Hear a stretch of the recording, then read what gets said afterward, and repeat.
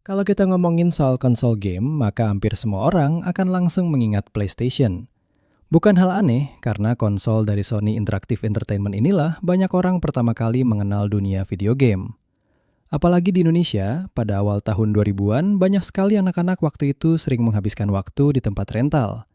Mulai dari rental PS1 di pinggir jalan, sampai warnet yang juga menyediakan PS2, nama PlayStation sudah menjadi bagian dari budaya gaming di masa itu.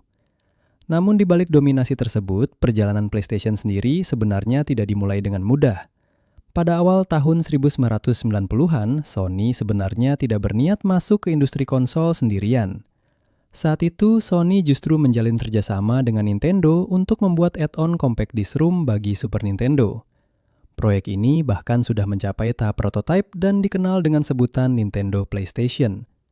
Namun di tengah jalan, kerjasama tersebut runtuh. Nintendo memutuskan untuk membatalkan kesepakatan secara sepihak dan memilih partner lain.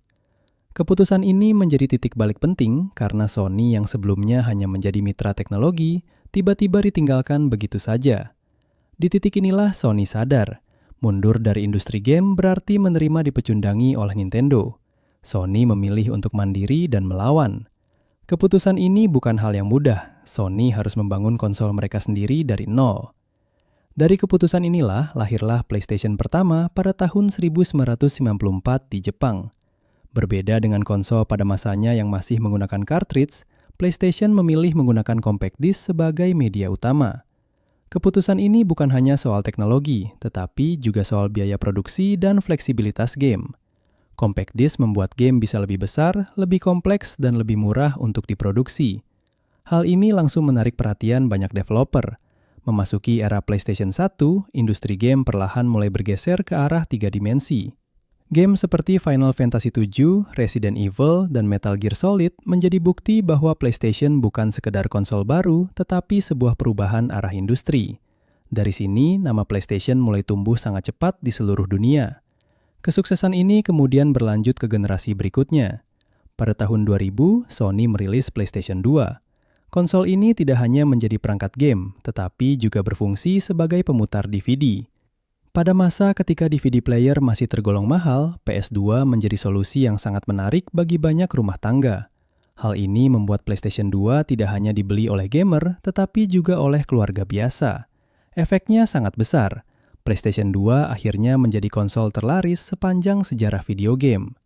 Setelah dominasi besar tersebut, Sony melanjutkan ke generasi berikutnya dengan PlayStation 3. Namun kali ini perjalanan mereka tidak semulus sebelumnya.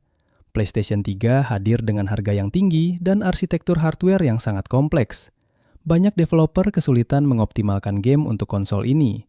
Di saat yang sama, kompetitor seperti Xbox 360 lebih mudah dikembangkan dan lebih ramah bagi para developer.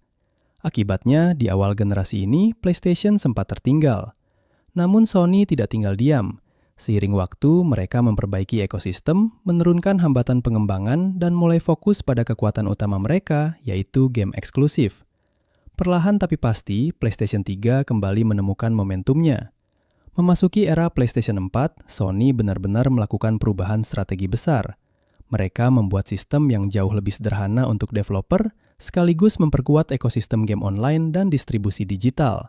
Hasilnya, PlayStation 4 menjadi salah satu konsol paling sukses di generasi modern.